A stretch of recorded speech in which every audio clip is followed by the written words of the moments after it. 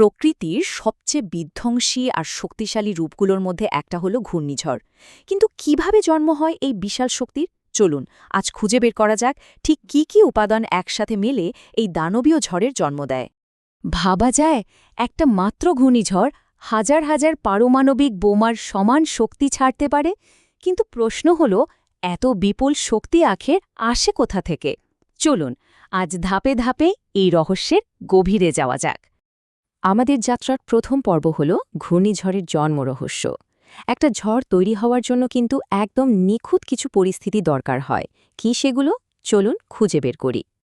একটা শক্তিশালী ঝড়কে কিন্তু আমরা একটা পারফেক্ট রেসিপির সাথে তুলনা করতেই পারি, কারণ এর জন্য কিছু নির্দিষ্ট উপাদান একদম সঠিক পরিমাণে মেশা দরকার। কি সেই উপাদান হল?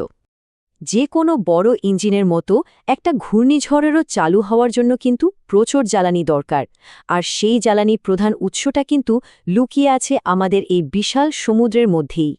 ঘূর্ণিঝড়ের পুরো প্রক্রিয়াটার পেছনের মূল শক্তিটাই হল সমুদ্রে জমে থাকা তাপ। এই উষ্ণ জলই হল সেই পাওয়ার হাউস যা পুরো ঝড়টাকে শক্তি যোগায়। তবে যে কোনো উষ্ণ জল হলেই কিন্তু হবে না।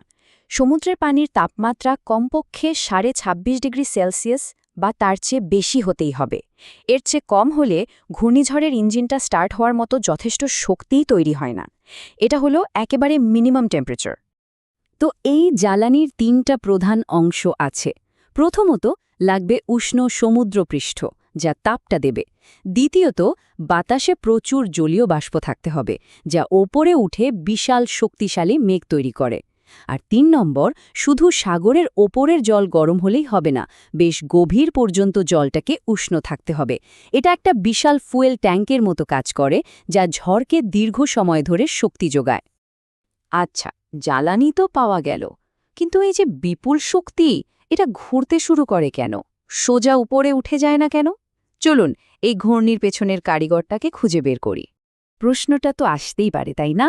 এত শক্তি যখন ওপরের দিকে উঠছে, তখন এমন কি আছে যা এটাকে গোল করে ঘুরিয়ে দেয়? এর পেছনে কাজ করে প্রকৃতির এক অদৃশ্য কিন্তু খুব শক্তিশালী একটা বল। আর সেই বিশেষ শক্তির নাম হল কোরিওলিস বল বা কোরিওলিস ফোর্স। ঘূর্ণিঝড়ের এই যে ঘূর্ণি, তার জন্য প্রধানত এই শক্তিটাই দায়ী। খুব সহজ করে বললে, আমাদের পৃথিবী তো নিজের অক্ষের ওপর ঘুরছে, তাই না? এই ঘোরার কারণেই একটা শক্তির জন্ম হয়। এই শক্তিটাই বাতাসকে সোজা পথে না চলতে দিয়ে একটু ডানে বা বামে বাঁকিয়ে দেয়।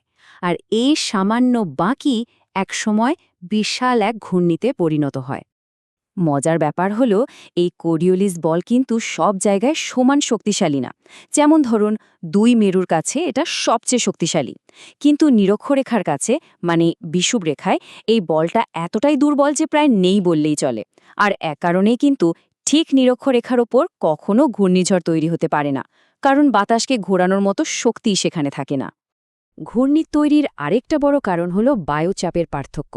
ঝড়ের ঠিক মাঝখানে থাকে একদম কম চাপ, আর বাইরে থাকে বেশি চাপ।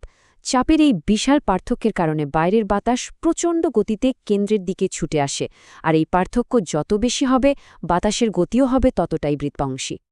তো ঘূর্ণিঝড়ের জন্ম তো হল, কিন্তু এরপর কি? সব ঘূর্ণিঝড়ই কি ভয়ঙ্কর রূপ নেয়? না, এই পর্যায়ে এসে ঝড়টা হয় আরও শক্তিশালী হয়ে একটা দানবে পরিণত হয়, অথবা মাঝপথেই দুর্বল হয়ে হারিয়ে যায়। একটা ঘূর্ণিঝড় কতটা শক্তিশালী হবে বা আদৌ টিকে থাকবে কিনা, তার অনেকটাই নির্ভর করে একটা জিনিসের ওপর, আর সেটা হলো ভার্টিক্যাল উইন্ড শিয়ার।